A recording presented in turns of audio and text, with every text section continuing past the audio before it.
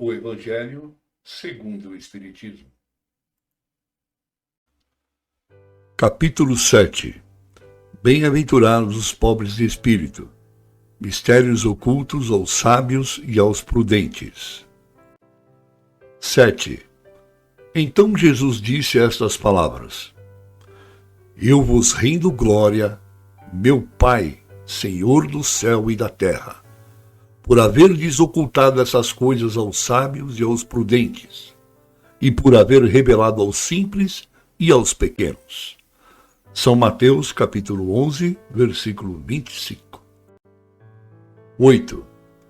Pode parecer singular que Jesus renda graças a Deus por ter revelado essas coisas aos mais simples e aos pequenos, que são os pobres de espírito, e de tê-las ocultado aos sábios e aos prudentes, mais aptos, em aparência, a compreendê-las. É preciso entender, porém, pelos primeiros, os humildes que se humilham diante de Deus, e não se creem superiores a todo mundo, e, pelos segundos, os orgulhosos, envaidecidos de sua ciência mundana, que se creem imprudentes porque negam, tratando Deus de igual para igual, quando não o negam, porque na antiguidade prudente era sinônimo de sábio. Por isso Deus lhes deixa a procura dos segredos da terra e revela-os do céu aos mais simples e aos humildes que se inclinam diante dele. 9. Ocorre o mesmo hoje com as grandes verdades reveladas pelo Espiritismo. Certos incrédulos se espantam de que os espíritos façam tão poucos esforços para os convencer.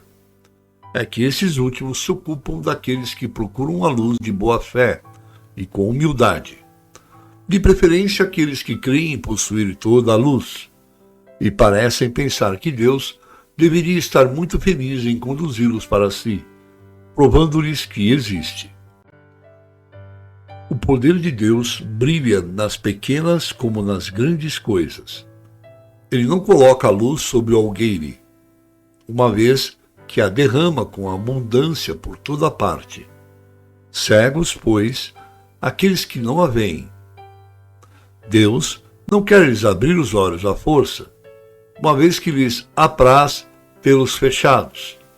Sua vez virá, mas é preciso primeiro que sintam as angústias das trevas e reconheçam Deus, e não o acaso, na mão que atinge seu orgulho.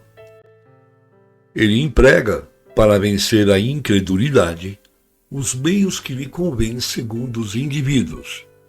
Não cabe ao incrédulo prescrever-lhe o que deve fazer, e dizer-lhe: se quereis me convencer, é preciso para isso escolher esta ou aquela maneira, tal momento antes que um outro, porque esse momento está na minha conveniência. Que os incrédulos não se espantem, pois, se Deus e os espíritos que são os agentes da sua vontade não se submetem às suas exigências. Que se perguntem o que diriam se o último de seus servidores quisesse se impor a eles. Deus impõe suas condições e não se sujeita às deles. Escuta com bondade aqueles que a ele se dirigem com humildade, e não aqueles que se creem mais do que ele. 10. Deus, dir-se-á, não poderia atingi-los pessoalmente com sinais manifestos em presença, dos quais o incrédulo, mais endurecido, deveria se inclinar? Sem dúvida, ele o poderia, mas então, onde estaria seu mérito? E, aliás, de que isso serviria? Não são vistos, todos os dias, negarem-se à evidência e mesmo dizerem: se eu visse, não creria, porque sei que é impossível. Se eles se recusam em reconhecer a verdade, é porque seu espírito não está ainda maduro para compreendê-la, nem seu coração para senti-la. O orgulho é a catarata que obscurece sua vista, De que serve apresentar a luz a um cego? É preciso, pois, primeiro curar a causa do mal e, como médico hábil, corrige primeiramente o orgulho. Ele não abandona, pois, seus filhos perdidos.